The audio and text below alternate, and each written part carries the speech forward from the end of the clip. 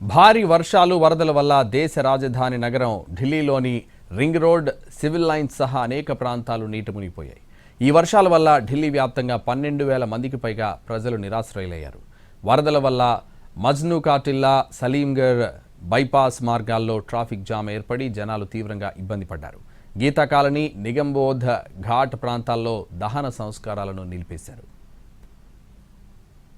దేశ రాజధాని ఢిల్లీకి భారీగా వరద ప్రవాహం వచ్చి చేరుతుంది. ఏదైతే హర్యానా నుంచి వస్తున్నటువంటి హత్నికుండ్ ప్రాజెక్టు విడుదల చేసినటువంటి నీరు ఏదైతే ఉందో అది వేల కొద్ది కూడా వచ్చి ఇప్పుడు యమునా ప్రవాహంలో కలిసి ఢిల్లీకి చేరుతున్నటువంటి పరిస్థితి కనిపిస్తుంది. ఇక్కడ పరిస్థితులు చూస్తున్నాము. ఓవరాల్గా కూడా మొత్తం ఏ విధంగానైతే వరద ప్రవాహం తీవ్రంగా కనిపిస్తుందో మనకు స్పష్టంగా తెలుస్తుంది. ఇప్పటి వరకు ఏ విధంగానైతే దేశ రాజధానిలో మనకు చూస్తూనే ఉన్నాము, యమునా నది ప్రవాహం ఉగ్ర రూపంలో ప్రవహిస్తూనే ఉంది. మనం చూడొచ్చు ఏ విధంగానైతే నీరు చేరుతున్నటువంటి ప్రవాహాన్ని ఇప్పటికే ఇక్కడ మెజర్ చేసి పెట్టారు.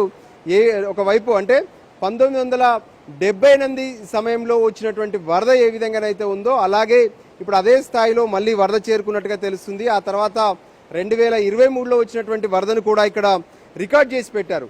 కానీ ఇప్పుడున్నటువంటి పరిస్థితులను చూస్తుంటే గత 63 ఏళ్ల నుంచి కూడా ఎప్పుడూ లేని స్థాయిలో అంటే 4 సార్లు మాత్రమే ఈ స్థాయిలో వరద వచ్చిందని చెప్తున్నారు. సో ఆ వరద ప్రభావం మాత్రం ఢిల్లీలో ఇప్పటికే టెన్షన్ పుట్టిస్తుంది.